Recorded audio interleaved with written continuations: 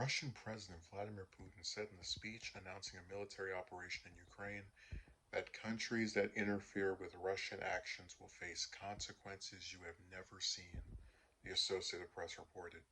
Russia almost immediately launched an invasion into the country. Putin says the operation is to protect citizens from Ukraine aggression and to demilitarize the country, a continuation of disinformation about which Western allies have been warning. U.S. Ambassador to the United Nations Linda Thomas Greenfield said at an emergency UN Security Council meeting Wednesday that only Russia is to blame for an attack on Ukraine. Russia's attack on Ukraine is tantamount to an attack on the UN and every member state in the chamber tonight, she said, saying a full scale invasion is imminent.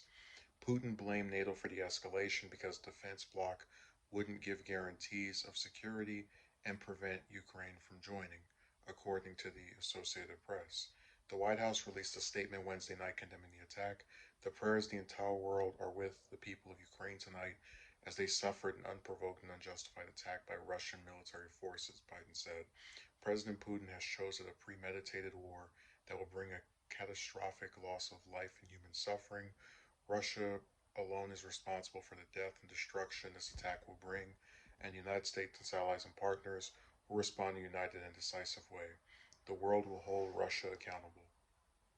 So, we've already talked about my stance on this situation and how I think the U.S. is needlessly involving itself in a conflict that has nothing to do with it. But what I think is really interesting is Putin's comments because I don't remember seeing anything he said specifically about other nations that were talking about getting involved with this. So when he says consequences you have never seen, when I think of the consequences the U.S. and these other countries that call themselves allies have imposed on Russia, it's almost entirely sanctions, little economic stuff. Um, and Russia controls a big part of oil, so I do see prices going up,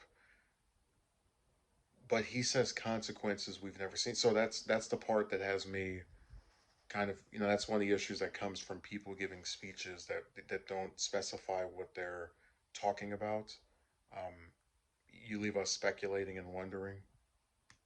I do think he is full of. See, a lot of times when you criticize the U.S., you get accused of siding with their allies. I don't doubt that Putin spreads misinformation or lies. Saying the operation is to protect citizens from Ukraine aggression. It's like, okay, why is it your job as the government of another country to protect citizens from one country from their own government? That's like if, imagine if, just as an example, North Korea invaded the U.S. and they said, oh no, this operation is to protect citizens from American aggression and demilitarize the country. Well, why is that their concern? Why are they who appointed them the uh, body that would serve to protect these citizens who aren't even under their jurisdiction? Of course, I probably should have picked another country besides North Korea, but you get the idea.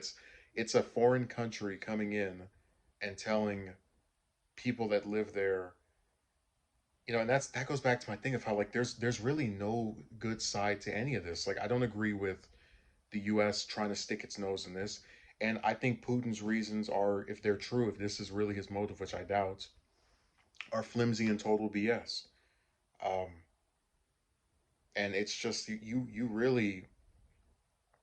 I guess we just have to keep going back to that thing of how things are gray, of how sometimes there are no heroes, that you have to criticize both sides, even if you admit one is worse than the other or they're both awful. And that's kind of what it seems to be here. I just wish that I wasn't, in a country that decided to involve itself in something like this. But I am very curious about what consequences he's referring to because other than a war, one that's actually like on the soil of one of these different countries that isn't Ukraine, I can't really think of anything that we've never seen before. We've seen oil prices go up. We've seen sanctions. I'm really wondering what he means by that. So unfortunately, we probably are going to end up finding out in the next couple of weeks or within this next month. So it's a really interesting time.